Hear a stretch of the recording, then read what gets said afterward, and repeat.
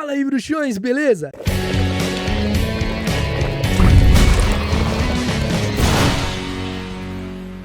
Tá chegando agora aqui no Caldeirão Furado? Então deixa de ser trouxa, se inscreva, ativa as notificações pra você ficar por dentro de tudo que rola por aqui. E não esquece que você pode se tornar um membro aqui do Caldeirão Furado e assim ter acesso a benefícios exclusivos, como selos que vão ao lado do seu nome, emojis pra você usar nos comentários dos vídeos ou chats das lives, ou então você pode contribuir com as produções do canal através do botão Valeu, e assim seu comentário fica em destaque entre os demais. Hoje nós vamos ver detalhes que não podem faltar de jeito nenhum na série Harry Potter, mais especificamente na última temporada, que segue o comparativo entre o livro e o filme Harry Potter e as Relíquias da Morte parte 2 e o livro Harry Potter e as Relíquias da Morte. Mas antes eu gostaria de saber uma coisa: se o seu sonho é conhecer os parques da Universal, onde ficam as áreas de Harry Potter, e os parques da Disney, então se liga nessa novidade. A Orlando HP, excursão da Movie Tour em parceria com o Caldeirão Furado, está de volta. E juntos nós vamos pros parques em Orlando na melhor viagem da sua vida. A Orlando HP acontece em janeiro de 2025 e terá a duração de 12 noites. Do pacote já está incluso passagens aéreas de ida e volta, hospedagem, ingressos para os parques da Universal, Disney e Busch Gardens, o paraíso das montanhas russas, transporte terrestre em Orlando, guia turístico por toda a viagem saindo já do ponto de partida e um kit de viagem com itens incríveis, como essa camiseta que eu tô usando aqui. Óbvio que dependendo da sua casa, a cor da manga vai ser diferente e vem com o seu nome aqui atrás e o número 07, afinal essa é a 7ª edição da Orlando HP. No kit também vem essa mochila lindona que vai ser muito útil para você utilizar nos parques. Se você quer realizar esse sonho, clica aqui embaixo no primeiro link e vá direto pro site da Movie Tour Orlando HP e vamos juntos embarcar nessa magia. Bom,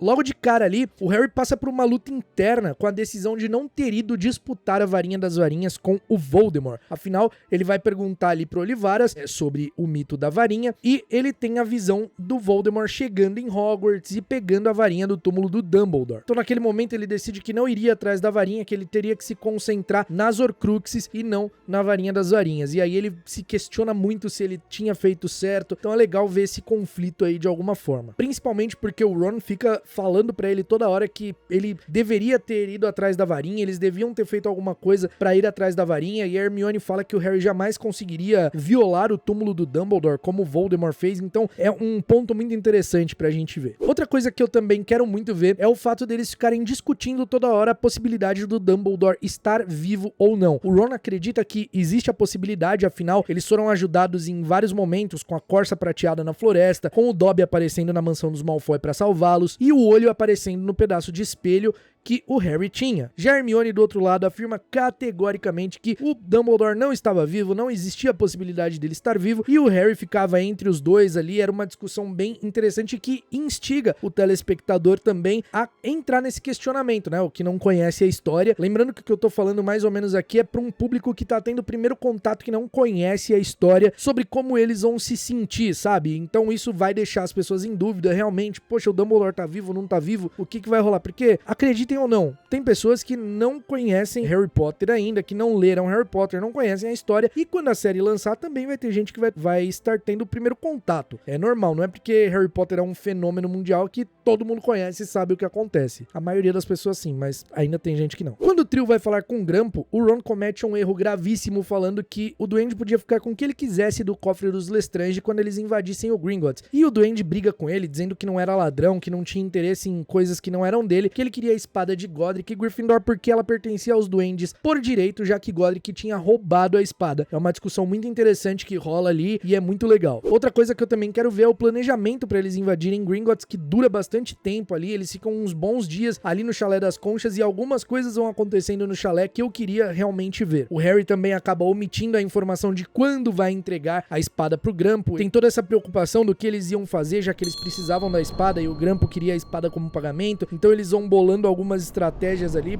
e a Hermione não gosta nada do fato do Harry enganar o Grampo. Depois de quase 100% recuperado, o Olivaras é levado para casa da tia Muriel pelo Gui. O Gui Weasley transporta ele ali através de aparatação e tem uma parte interessante porque a Flair pede pro Gui levar a tiara que a tia deles tinham emprestado para ela usar no casamento. E quando ela mostra a tiara, o Grampo fica um pouco mais receoso ali, falando que era uma peça feita por duendes, e o Gui afirmando que era uma peça paga criada por bruxos. E é importante pra mostrar como que os duendes encaram as coisas e por que tem tanto conflito aí entre os bruxos e os duendes, por que a diferença cultural entre os dois grupos é tão grande. Ao ver a tiara nesse momento, a Luna também fala sobre o diadema de Ravenclaw, que o seu pai está tentando recriar um diadema de Ravenclaw pra ela. E é o primeiro momento que a gente tem a menção a esse artefato que vai ser importante depois, afinal vai ser uma das Horcruxes do Voldemort. Então a Luna fala isso daí e todo mundo ignora ela. Uma coisa que não pode faltar pra mim é o Lupin chegando no Chalé das Conchas pra dar a notícia de que o seu filho Ted havia nascido. Ele chega lá todo feliz, eles comemoram, bebem algumas taças de vinho e então ele volta e então nesse momento ele convida o Harry pra ser padrinho do seu filho, mostrando ali que a discussão que eles tiveram meses antes lá no Largo Grimmauld, quando o Lupin queria abandonar a Tonks grávida, ficou pra trás e ele era muito grato pelo Harry ter feito aquilo. Afinal, foi a partir daquele balde de água fria que ele realmente se colocou ali no lugar da Tonks e que voltou pra casa e acabou ficando ali com ela, né, cumprindo todas as suas obrigações e enxergando a realidade de um outro ponto de vista. Outra coisa importante que acontece nesse momento é o Guia alertando o Harry sobre qualquer promessa de pagamento que ele tenha feito ao Grampo, que ele conhecia duendes, afinal ele trabalhava com duendes desde que se formou em Hogwarts, então era pro Harry tomar cuidado, porque prometer uma coisa a um duende, principalmente envolvendo tesouro e não cumprir, era bem complicado. Quando eles chegam no Beco Diagonal, uma vez disfarçados, um homem com bandagem ensanguentada acaba indo pra cima da Hermione disfarçada de Bellatrix, e o Ron, também disfarçado, acaba tendo que estuporar esse homem, porque ele começa a enfrentar a Bellatrix perguntando sobre os filhos dele, o que havia acontecido com os filhos, só que no caso se tratava da Hermione. A Hermione não fazia ideia, provavelmente aquele era um homem que teve os seus filhos sequestrados, tomados pelas forças do Voldemort. E aí o Ron, pra manter o disfarce e não chamar a atenção, acaba tendo que estuporá-lo, mas não adianta muito porque eles acabam chamando a atenção. Nisso, Travers, um comensal da morte, acaba abordando eles ali e questiona por que eles estavam ali, afinal havia um rumor da Bellatrix e todos os residentes da mansão Malfoy estarem confinados depois da fuga do Harry, e aí Hermione responde rapidamente que o Voldemort perdoava e era misericordioso com aqueles mais leais e que serviram ele mais lealmente no passado, enfim, e aí o Travers acompanha eles até o Gringotts porque ele também ia pra lá, e cara, imagina a tensão que cria essa cena. No livro, essa cena cria uma tensão, você pensando a todo momento, meu, agora vai dar errado, vai dar alguma coisa muito ruim, e eu espero que tenha isso na série. Quando eles vão entrar no Gringotts, também tem uma parte legal, que são os bruxos usando honestímetros, que são artefatos que reconhecem qualquer encantamento, então outro momento bem tenso deles aí, e o Harry embaixo da capa de invisibilidade acaba confundindo os guardas, e quando eles vão revistar a Hermione disfarçada de Bellatrix, ela questiona por que eles vão fazer aquilo se eles tinham acabado de fazer, só que eles, pelo efeito do feitiço, né, confusos ali, realmente entendem que eles tinham acabado de fazer e deixam eles entrar, então é uma parte muito tensa também. Uma vez que eles estão lá dentro no balcão, o Bogrod pede pra ver a varinha da Bellatrix e o Harry também usa a maldição Impérios no duende e ele elogia a varinha da Bellatrix e o Travers fica confuso porque lá no Beco Diagonal ele tinha perguntado sobre a varinha e a Bellatrix falou que a varinha dela não tinha sido roubada, no caso a Hermione, né? Falou que a varinha não tinha sido roubada, que ele tava mal informado, e aí também dá outro momento que você fala, pronto, agora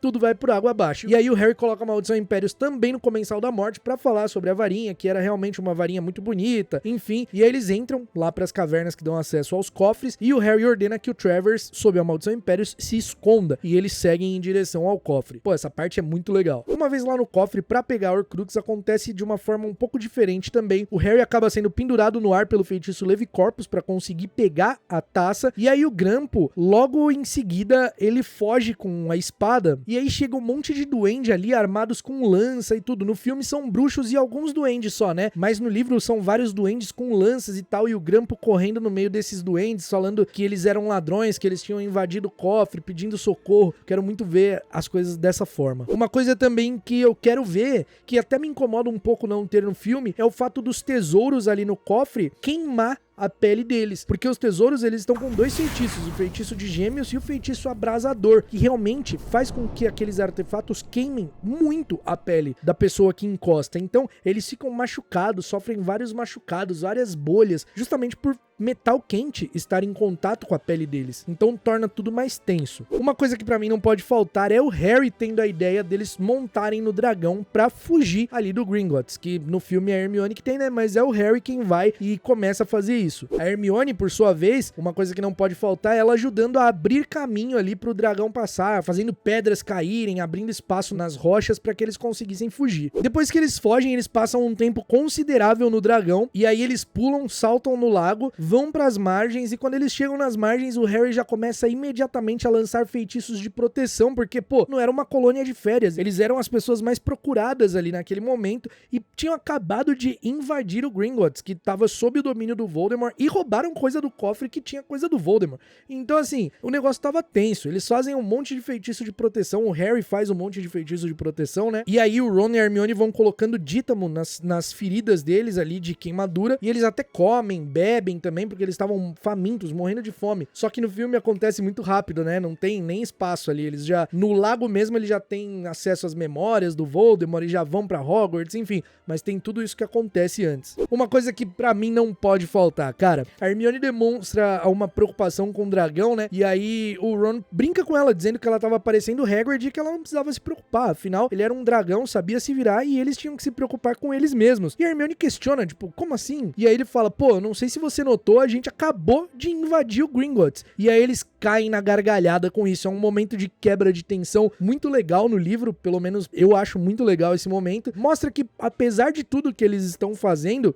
eles são adolescentes, eles são, assim, jovens adultos, né? No caso, eles já completaram maioridade ali, mas eles são jovens adultos, sabe? Então é muito legal ver esse lado também. O Harry acaba tendo acesso à mente do Voldemort, e ele vê o Voldemort interrogando e torturando os duendes e bruxos de Gringotts, e depois ele começa a repassar mentalmente as suas Horcruxes, os lugares onde estavam escondidas, e aí ele fica inconformado como que o Harry poderia ter descoberto o seu segredo, que com certeza tinha a ver com Dumbledore, e aí ele decide checar esses esconderijos, e é assim que o Harry vê que uma das Horcruxes está em Hogwarts, e imediatamente decide ir pra lá. E aí o Harry bate na tecla de falar que sabia que tinha uma Horcrux em Hogwarts, porque realmente ele fala desde o começo que tinha alguma coisa em Hogwarts que eles deviam procurar, e o Ron e a Hermione falando que ele tava maluco, que não tinha nada a ver, e realmente tinha. O trio acaba indo pra Hogsmeade pra tentar ter acesso em Hogwarts, e quando eles chegam lá, ativam o alarme da cidade, né, o encantamento ali, e um Comensal da Morte convoca a capa de invisibilidade usando o feitiço Accio, e nada acontece, a capa não vai pra ele. Isso porque a capa era verdadeiramente do Harry,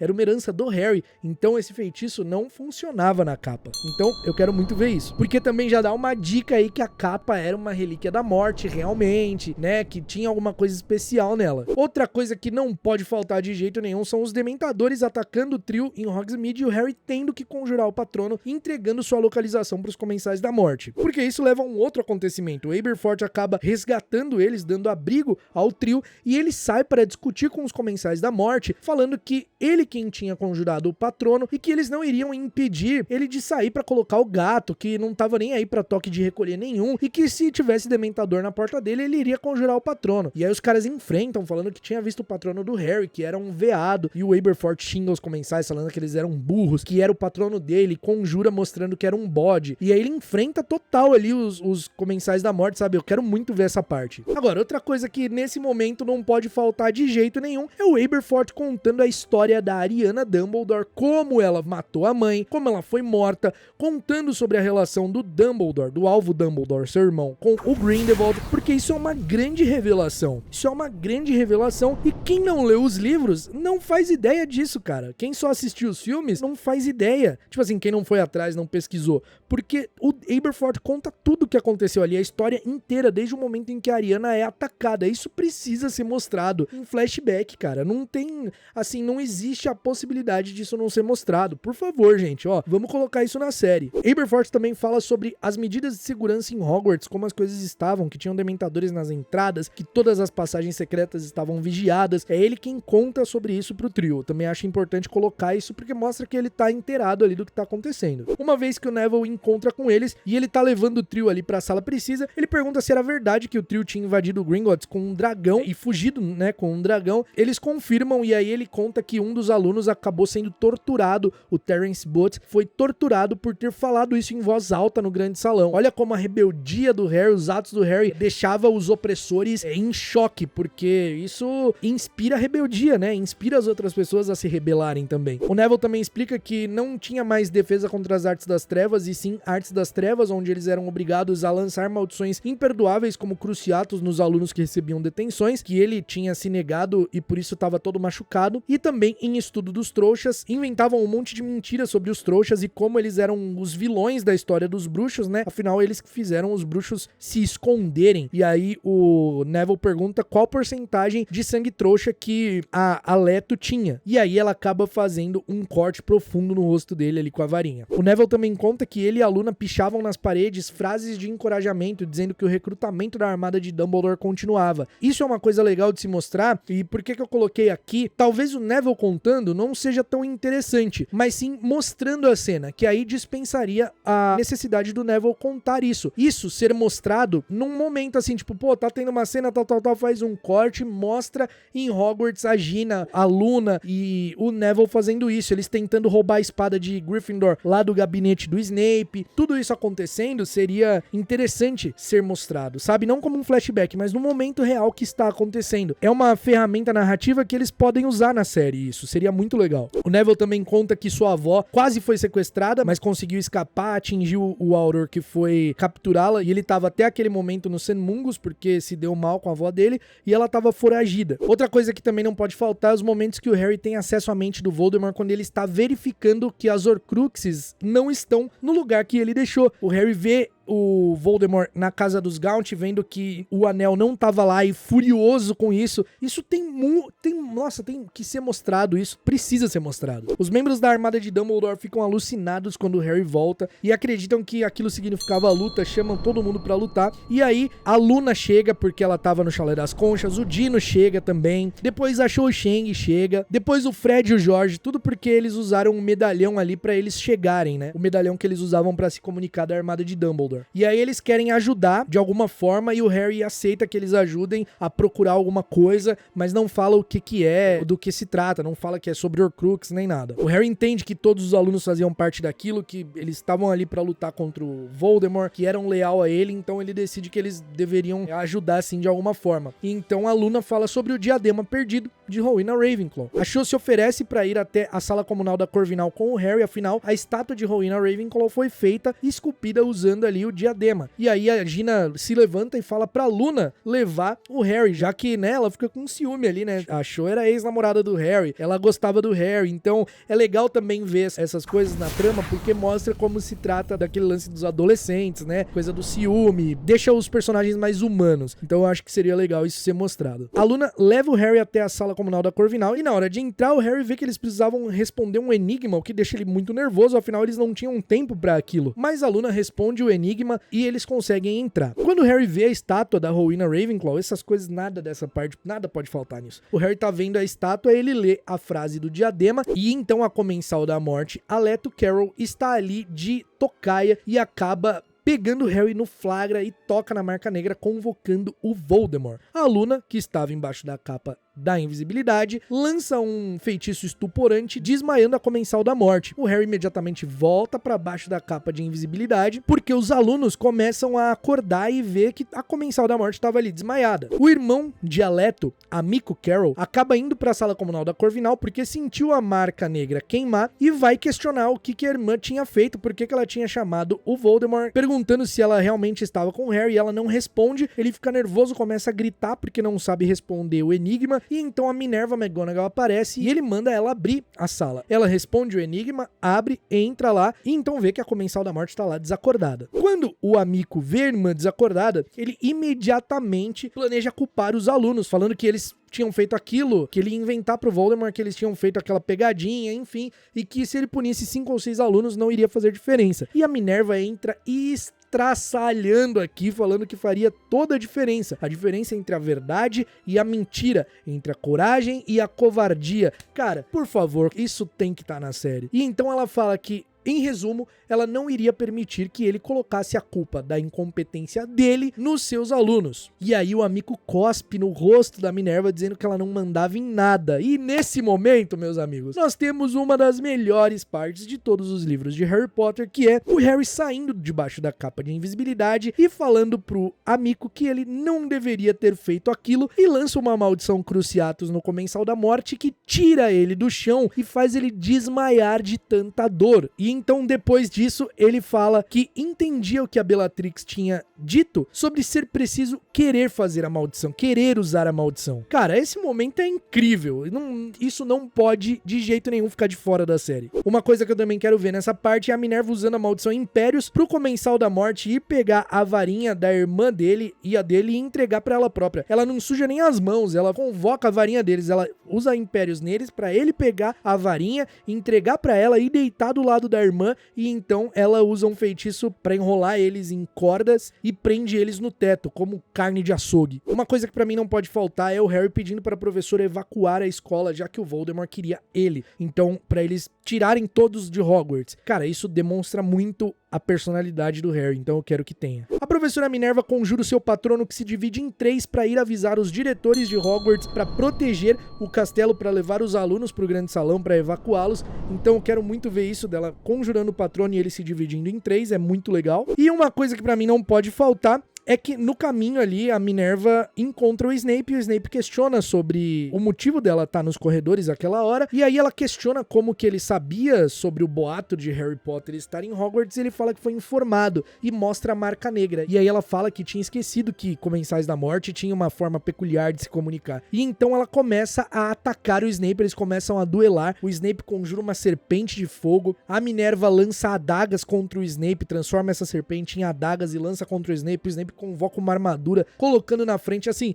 é um duelo simplesmente espetacular, o Snape não vê o Harry, porque o Harry tá embaixo da capa de invisibilidade junto com a Luna, e aí nisso os outros professores, como o Flitwick e a Sprout, chegam, e o Flitwick também ataca o Snape, dizendo que ele não ia matar mais ninguém naquele castelo, e aí o Snape foge, ele salta pela janela e sai voando pela noite. Quando os professores se reúnem ali, a Minerva começa a delegar as funções para os outros diretores das casas, falando que era para reunir os alunos, tirar os menores de idade e que em 20 minutos se encontraria com eles no salão principal. O Slughorn dá uma peidada na farofa ali, falando que aquilo não era sensato, que o Voldemort ia matar todos eles, e aí a Minerva dá uma nele, falando que ele podia ir embora, que não tinha problema, ele podia pegar os alunos da Sonserina e se retirar, que ninguém ia obrigá-los a ficar, só que se alguém da Sonserina pegasse em armas contra Hogwarts, eles duelariam até a morte, e o Slughorn fica inconformado com isso, e a Minerva fala que estava na hora da Sonserina decidir a quem eles eram leais. Esse momento eu acho muito icônico. Ela também manda o Filch chamar o Pirraça quando ele vai falar que os alunos estão fora da cama. Ela xinga ele de imbecil, falando que era onde eles deveriam estar. Isso realmente tem no filme, mas acho que tem que ter essa parte dela mandando ele buscar o Pirraça, já afinal ela chama o Pirraça pro Pirraça atormentar ali, né? Pro Pirraça lutar também contra os Comensais da Morte, as forças do Voldemort. E dali mesmo ela usa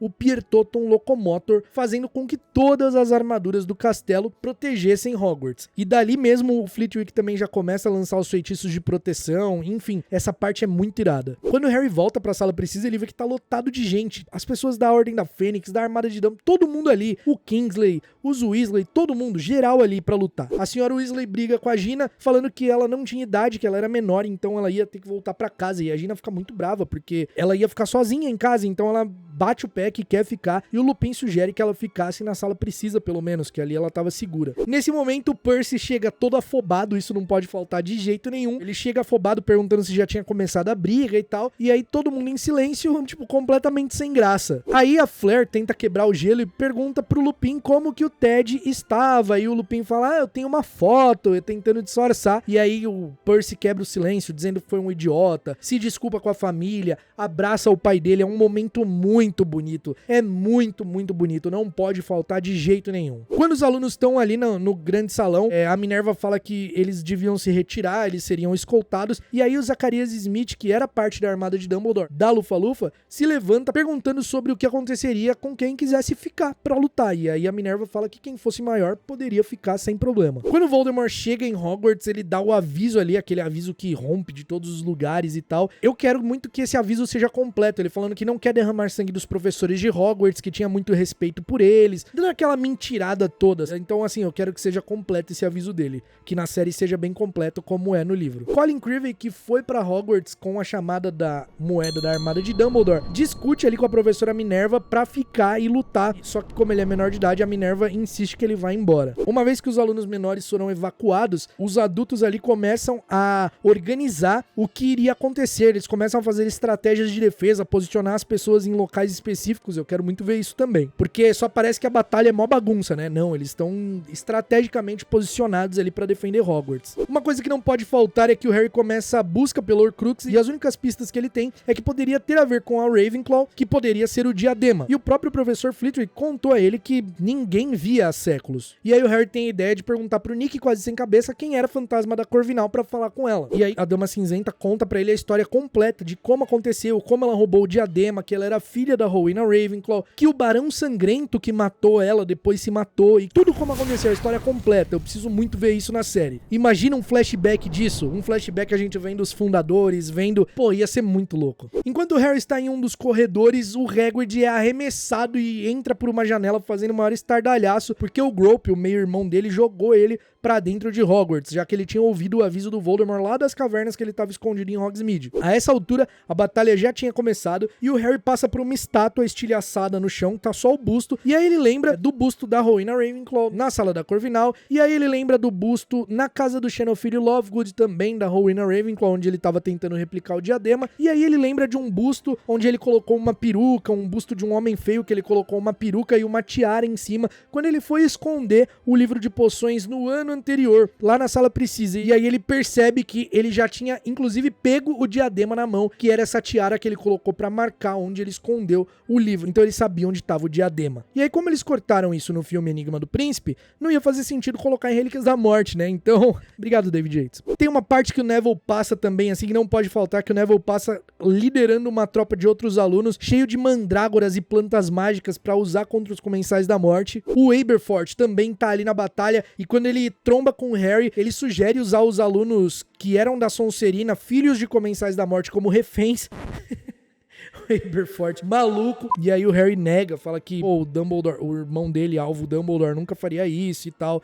O Aberforth é meio poucas ideias, né? Quando o Harry volta lá pra Sala Precisa, ele encontra com a Tonks, que foi até lá, deixou o Ted com a sua mãe Andrômeda pra ir atrás do Remus, pra ir lutar, porque ela não conseguia ficar em casa enquanto tudo aquilo tava acontecendo. E também a Augusta Longbottom tá ali, e aí quando ela pergunta onde o Neville estava, o Harry fala que ele tava lutando, e ela fica toda orgulhosa e confirma que claro que ele estava, afinal ele era filho dos pais dele. É um momento muito legal, porque o Neville passou assim muito tempo sendo humilhado, né, inseguro e tal, então nessa parte eu acho legal ter. Na Sala Precisa, o Ron diz que eles estavam esquecendo dos elfos domésticos, e aí o Harry questiona se ele queria usar os elfos pra lutar. E então o Ron diz que não, que eles precisavam avisar os elfos pra saírem dali, que eles não iam querer que acontecesse o que aconteceu com o Dobby. E aí nisso a Hermione se atira nos braços do Ron e dá um beijão na boca dele, e o Harry fica todo sem graça e fala: alô, a gente tá no meio de uma guerra aqui, né? Será que vocês podem deixar isso pra um outro momento e tal? Acho que, essa parte é muito legal, porque mostra, além do tão esperado beijo,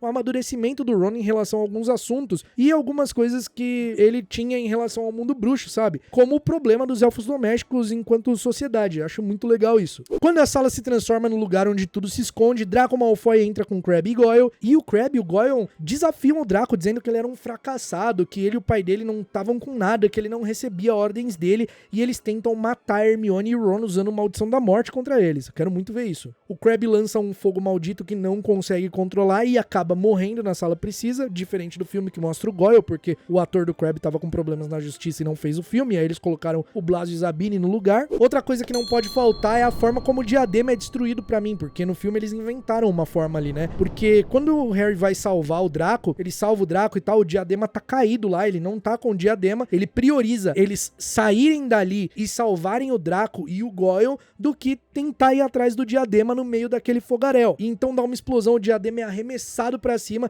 e aí o Harry dá um mergulho com a vassoura, pega o diadema, e aí eles saem da Sala Precisa. E nisso o diadema parece parece começar a sangrar, e aí ele quebra ao meio e sai um grito horrível dele. E é assim que ele é destruído, pelo fogo maldito, não pela presa de basilisco. Em um dos corredores, enquanto a batalha tá acontecendo, Percy luta contra o ministro da magia, que estava sob a maldição Impérios, e aí ele até faz uma piada dizendo que estava se demitindo, e o Fred fica todo feliz com isso, porque o Percy nunca tinha feito piadas, só que aí o Fred nem termina de falar, porque uma explosão enorme acontece. Quem causa essa explosão é Augustus Rookwood, um comensal da morte, e os escombros voam pra todos os lados, e nessa hora o Fred é morto. Essa cena, pra mim, na série, ela precisa ser alegre, tensa e devastadora. Nessa medida, alegre no começo ali com a piadinha do Fred, com o Percy, daqui a pouco dá a explosão, sem o Fred terminar de falar, fica tudo confuso, aí fica tudo escuro, tudo uma maluquice ali, eles tentando levantar, saindo dos escombros, e aí quando a poeira baixa, eles veem o Fred morto. Então, pra mim, ela tem que ser nessa sequência alegre, tensa, nesse momento de não saber o que aconteceu, e devastadora ao ver que o Fred tá ali morto, de olhos abertos, com o fantasma do último sorriso dele ainda no seu rosto. Tem que ser, assim, uma coisa pra deixar a gente completamente a bublé das ideias, deprimido, triste, em depressão, sofrendo à base de remédio, velho. Porque é muito louco no livro essa parte, e aí no filme, desculpa, no filme não é tão chocante. No filme não é. Outra coisa que nesse momento é tão pesado, que é o Percy deitando em cima do corpo do Fred pra proteger ele das coisas que estavam acontecendo, não ser atingido por nenhum feitiço, por nenhuma outra pedra, por nenhum bicho, porque estavam chegando acromântulas ali. Então ele deita no corpo do Fred, chorando, falando que não vai deixar o irmão ali. E é muito forte, porque o Percy acabou de fazer as pazes com a família. Então ele tem um peso da culpa enorme ali nele. Essa cena precisa acontecer. E aí o Harry puxa o corpo do Fred e o Percy percebe o que ele estava tentando fazer, ajuda ele e coloca o corpo do Fred num nicho onde tava uma armadura que saiu pra lutar, e aí o corpo fica protegido ali, então pra eles poderem pegar o corpo depois, né? Então, cara, isso é muito pesado e muito significativo também, então precisa ter. Isso precisa ter na série. Outra coisa que também precisa ter é o Percy indo atrás alucinado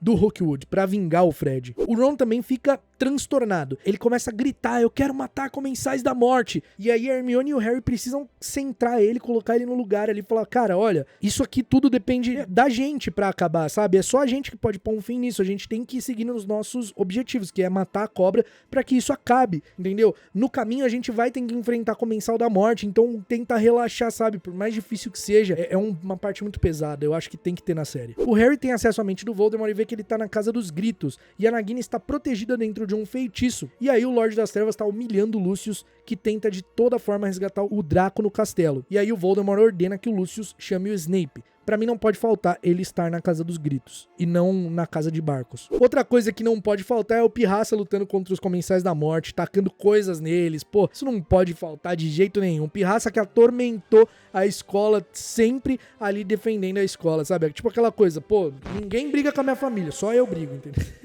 Coisa assim, sabe? Enquanto eles estavam indo pra Casa dos Gritos, por baixo da capa de invisibilidade, eles cruzam o caminho com o Draco, implorando por um Comensal da Morte não atacá-lo, que ele era um Malfoy, que ele estava do lado deles. E aí o Harry estupora o Comensal da Morte, só que o Ron tá com aquilo e mete um soco na boca do Draco, derruba ele e grita que era a segunda vez que eles estavam salvando a vida dele, que ele era um completo babaca. Eu deixo com vocês, isso falta? Não tem como faltar, né? Não pode faltar. Outra coisa também, durante a batalha, o Neville jogando plantas mágicas, usando mandrágoras, jogando tentáculas venenosas nos Comensais da Morte, não pode faltar de jeito nenhum, porque o Neville domina muito herbologia, então é a área dele, sabe? Também não pode faltar pra mim a Trelawney jogando bolas de cristal, arremessando com a varinha bolas de cristal contra os Comensais da Morte, como se fosse balas de canhão, principalmente no Greyback, depois que ele ataca a Lila Brown. Cara, isso é incrível, precisa acontecer. Diante de centenas de dementadores, o Harry não consegue conjurar o patrono, principalmente porque ele tinha acabado de presenciar a morte do Fred. E aí nem o Ron, nem a Hermione conseguem, e é a Luna, ao lado do Simas, do Dino, que chega e fala: pô, vamos lá, Harry, pense em alguma coisa feliz. E aí o Harry fala, tipo, pô, uma coisa feliz, a gente tá no meio de uma guerra. E ela fala, sim, e a gente ainda tá vivo, a gente ainda tá lutando, a gente ainda tá aqui, a gente ainda tá resistindo. Isso é muito forte, mano. E ele conjura o patrono. Pô, isso tem que ter, cara. É muito forte isso, sabe? Isso é uma luta, mas a gente ainda tá aqui, a gente tem que honrar os que caíram na luta, entendeu? Tipo, pô, é muito forte exatamente isso, cara. É muito forte, muito, tem que estar, isso tem que ter, sério, precisa ter. E aí eles conseguem conjurar o patrono e espantar os dementadores. E é legal porque é o Harry quem ensina eles a conjurar o patrono na armada de Dumbledore. E aqui é eles que estão ali reensinando o professor, sabe? Tipo, pô, isso é irado demais. Quando eles estão diante do Salgueiro Lutador pra ir até a Casa dos Gritos, o Ron lamenta que o bichento não estava ali pra poder apertar o nó específico da árvore e fazer ela ficar paralisada. E a Hermione devolve uma fala do Ron pra ela lá no primeiro livro, quando ela fica presa no Visgo do Diabo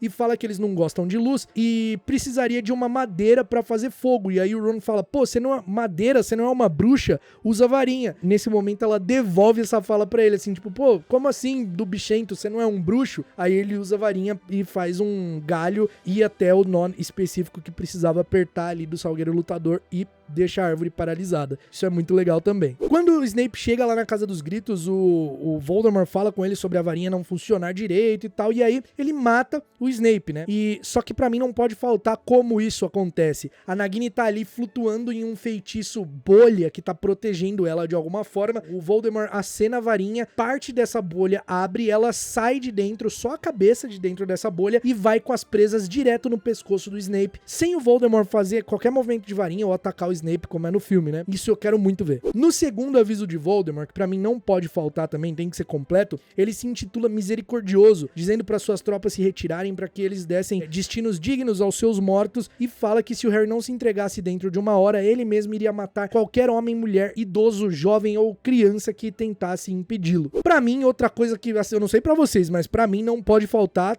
todas as memórias do Snape, completíssima. Tem vários acontecimentos importantes que ficaram de fora do filme, né? Tipo assim, toda a construção da relação dele com a Lilian, a inveja da Petúnia e a amargura dela em relação ao mundo bruxo, ela pedindo pra estudar em Hogwarts e sendo rejeitada, o Snape se aliando às trevas, xingando a Lilian de sangue ruim, isso não mostra, em nenhum momento mostra o Snape nos filmes, xingando a Lilian de sangue ruim, em nenhum momento, parece que a Lilian, não gosto de você, vou ficar com o Tiago aqui que fazia bullying com você. Parece que é isso. Em nenhum momento mostra isso, tá ligado? Não mostra ele impedindo os marotos de fazer bullying com o Snape e ele falando que não precisava da ajuda de uma sangue ruim. Então isso precisa ter. Também não mostra ele implorando o perdão dela e ela negando. Então tudo isso nas memórias do Snape precisa ser mostrado. Outra coisa que pra mim tem que ser muito fiel ao livro. O Harry indo pra floresta se entregar pro Voldemort embaixo da capa de invisibilidade. Ele faz isso porque ele sabe que se ele se despedisse, que se ele falasse com o Ron, com a Hermione, com a Gina que fosse, ele não iria conseguir. Então ele vai embaixo da capa e não fala pra ninguém. Ele só encontra o Neville no meio do caminho e aí lembra que ele precisa alertar alguém sobre a Nagini, além do Ron e a Hermione, se acontecesse alguma coisa com eles. E aí ele fala, olha, mata a cobra a qualquer custo. E nesse momento também tem uma coisa que não pode faltar, que é o Neville tá carregando o corpo do Colin Creevey. Tadinho, o Colin Creevey é morto na batalha de Hogwarts, ele fica escondido pra lutar e é morto. E ele é tão pequenininho que o Neville segura ele, só o Neville sozinho segura ele e coloca o corpo dele no grande salão. E aí tem esse momento muito forte assim, e eu quero muito ver. Quando o Harry usa a Pedra da Ressurreição e os seus entes queridos aparecem, eles funcionam como uma espécie de patrono e os dementadores que estão ali não atacam ele. Isso foi cortado do filme, não pode ser cortado da série de jeito nenhum. Algum comensal da morte menciona que não havia nenhum sinal do Harry até aquele momento e o Voldemort diz que aparentemente havia se enganado. E o Harry, despindo a capa de invisibilidade, grita com toda a força que ele tinha que o Voldemort não estava enganado, que ele estava ali. No limbo, quando o Harry encontra o Dumbledore, tem várias coisas que o Dumbledore explica que não podem de jeito nenhum ficar de fora. O Dumbledore explica por que o Harry sobreviveu, o fato do Voldemort usar o sangue dele para retornar, explica a ligação entre eles completinha, explica o sacrifício da Lilian, explica sobre ele e o Grindelwald e conta algumas coisas, pede perdão pro Harry por não ter contado tudo pra ele. Cara, é um momento assim, um suprassumo de explicação que simplesmente cortaram nos filmes. Tem gente que acredita que o Harry não morreu porque ele tava com a Pedra da Ressurreição, meu irmão. Tá ligado? Tipo, isso não pode faltar na série de jeito nenhum. Essa explicação do Dumbledore no limbo sobre tudo que acontece. Quando o Harry retorna ali na floresta, né, que ele percebe que não tá morto, que ele voltou, enfim, o Voldemort usa a maldição Cruciatus no corpo aparentemente morto do Harry e não acontece nada. Não acontece nada porque o Harry se prepara, sabia que o Voldemort ia humilhar ele ali pra validar a sua vitória e ele não sente a dor da maldição Cruciatus. Isso porque tem várias explicações pra isso. Uma que a varinha já não pertencia ao Voldemort e depois do Harry ter se entregado à morte sem resistir e ter sobrevivido novamente fortificou muito mais isso, tornando ele o Senhor da Morte. E também, pelo sacrifício do Harry, ali os feitiços do Voldemort não funcionavam direito, então por isso que ele não sente a dor, entendeu? É muito louco isso, precisa ter. Quando eles estão voltando da floresta, o Hagrid grita com os centauros, chamando eles de mulas velhas e covardes, perguntando se agora eles estavam satisfeitos de não terem participado da luta, que agora o Harry estava morto. Uma vez que eles chegam ali em Hogwarts, o Voldemort ordena que o Harry seja colocado aos seus pés, porque era o lugar dele, e mente falando que o Harry foi pego fugindo e depois implorou pela vida pra não ser morto pelo Voldemort como uma criancinha assustada. Também não pode faltar o Neville tentar atacar o Voldemort e o Bruxo das Trevas perguntar quem estava se voluntariando pra mostrar o que acontecia com quem desafiaria Voldemort. E aí ele, ao saber que era um Longbottom, ele fala que o Neville tinha puro sangue, que ele seria um valioso comensal da morte porque ele era corajoso. E aí o Neville grita que se juntaria a ele quando o inferno congelasse, gritando a armada de Dumbledore. Ah, isso é muito louco, cara. E aí o Voldemort convoca o Chapéu Seletor, prende na cabeça do Neville, põe fogo e fala que aquilo era um exemplo e que as casas de Hogwarts não iriam mais existir, somente as cores e símbolos de Salazar Slytherin, seu antepassado, seriam suficientes. Nesse momento acontece uma confusão total, porque os centauros chegam, começam a entrar na batalha, começam a atacar os comensais da morte, o Grope chega chamando pelo Hagrid, pisoteando nos comensais, o Bicuço, alguns testralhos atacando os olhos dos gigantes. Cara, acontece uma confusão total e o Neville puxa a espada de Gryffindor do Chapéu Seletor, ele consegue sair do feitiço do Voldemort, porque os feitiços não estavam duradouros, já que o Harry tinha se sacrificado por todos eles, e aí ele tira a espada do chapéu e corta a cabeça da Nagini fora. O Harry aproveitou toda aquela confusão, entrou pra baixo da capa e lança um feitiço escudo entre o Voldemort e o Neville. Depois que o Voldemort ataca o Neville, o feitiço escudo faz essa barreira e ele fica procurando de onde vem. E aí quando percebem que o Harry não tá ali, eles começam a gritar, tipo, cadê o Harry? O que aconteceu? Todo mundo fica maluco nessa hora. Slughorn e Carlinhos aparecem liderando aí uns reforços que eles trouxeram de Hogsmeade, inclusive contendo alunos da Sonserina. Monstro liderando os elfos domésticos da cozinha com facões e cutelos, cortando as pernas dos comensais da morte, e o monstro vai bradando por Regulus Black, atacando ali. É muito legal essa parte. O Hagrid pega o Macnair, que é um comensal da morte, que era o carrasco que queria executar o Bicuço ali em Prisioneiro de Azkaban. O Hagrid pega ele de mão cheia e taca ele com tudo na parede. Pô, imagina. Muito louca essa cena, cara. O Voldemort duela contra o Slughorn, a Minerva e o Kingsley Shacklebolt ao mesmo tempo, enquanto a Bellatrix duela com a Hermione, a Gina e a Luna. E aí quando ela lança uma maldição da morte que passa raspando na Gina, a Molly entra ali no meio da briga e mata a Bellatrix. E aí quando a Molly mata a Bellatrix, o Voldemort dá um murro de fúria, lança um feitiço e aí o Harry, de novo invisível, usa ali um escudo, uma proteção, e todo mundo ficou olhando pra ver de onde vem, quem tinha lançado aquele escudo, quem tinha protegido a Molly. E aí nesse momento acontece uma coisa incrível, que é o Harry saindo debaixo da capa de invisibilidade, todo mundo vendo que ele tava vivo, e o Voldemort em choque